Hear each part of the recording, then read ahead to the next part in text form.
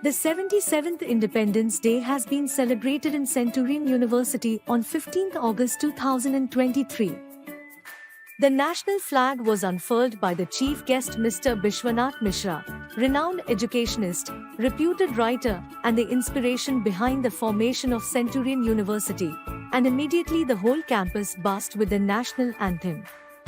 In the course of the speech, the chief guest highlighted the importance of freedom, what it takes to become independent, and advised the youth to work for the improvement of the nation as the population of youth in our country is highest in the entire world. He also remembered the first day in independent India when he was a small kid.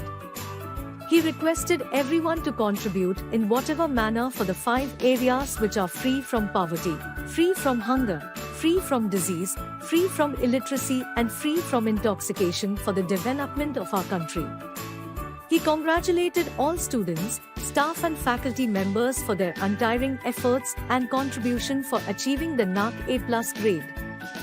He motivated all to work diligently to achieve the highest grade A++ in the next cycle.